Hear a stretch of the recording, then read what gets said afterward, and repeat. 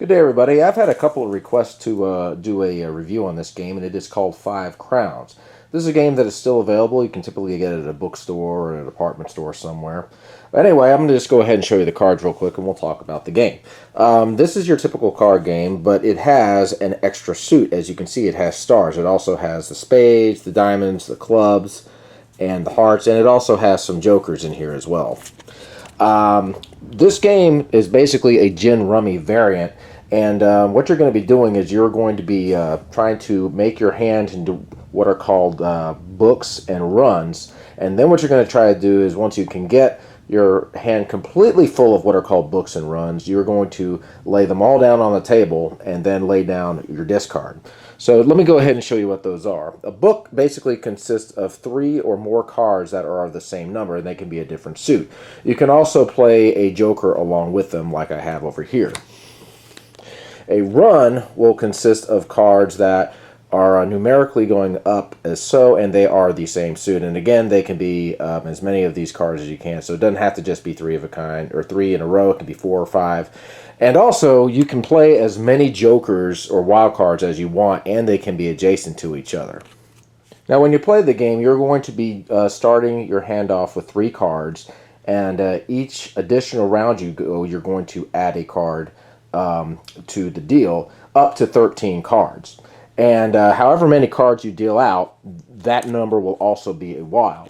So, for example, in this first hand, I'm going to be dealing out 3 cards, so a 3 will be wild along with the joker. So I'll go ahead and just show you how a hand will typically work. Now, I'm looking at my hand right here, and I already have 2 6s, and I also have a 6 and an 8. So if I can get a 7 over here, I'll be able to go ahead and lay down my cards.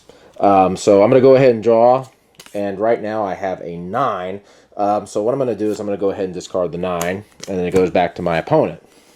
My opponent has got 3 10s, so he can already go down. So what he's going to do is he's going to go ahead and draw a card, and then he's going to lay down his 3 10s like this and discard this last card.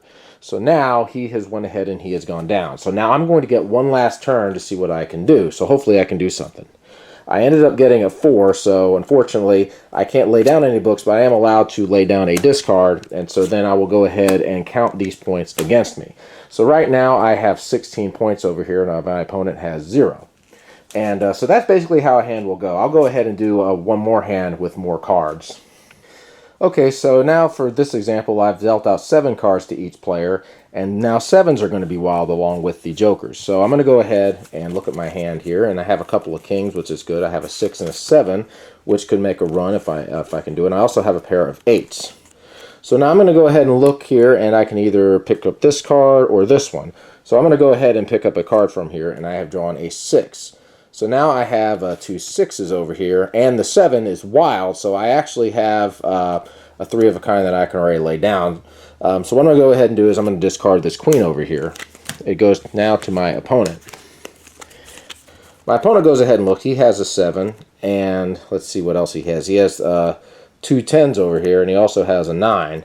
So there's a number of things that he can probably do here. So he'll go ahead and draw a card from here, and he's drawn a 3. So, not at the moment, he cannot go down yet, but he'll go ahead and get rid of this jack. And it goes back to me. Now, I cannot use the jack, so I'm going to go ahead and draw, and I've drawn another 7, and 7 is, again, a wild card. So, let's say I put the 7 here to make this book of 3 kings, and I have this also. I have these 3 cards. So what I will do is I will go ahead and lay down one of these 8s over here and hopefully be able to get something that I can play later. So once again, it goes back to player 2. He has drawn a jack.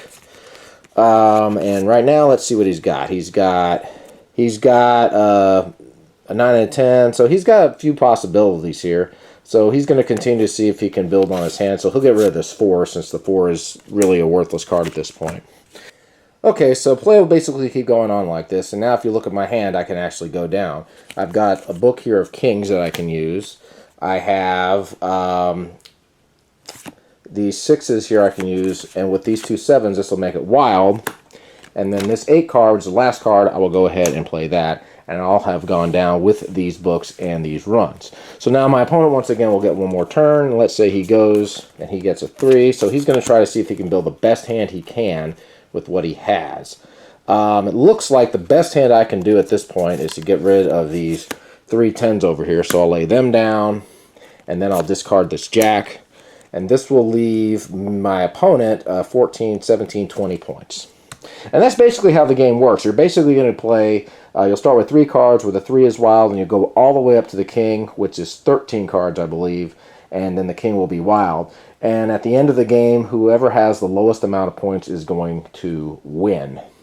As far as the card values go, the king is worth 13 points, the queen is worth 12 points, and it just basically goes down like that, and the wild card is worth 20 points. So it's definitely a pretty cool little game if you like gin rummy or rummy games in general. So anyway, that is how you play 5 crowns. Y'all have a good day.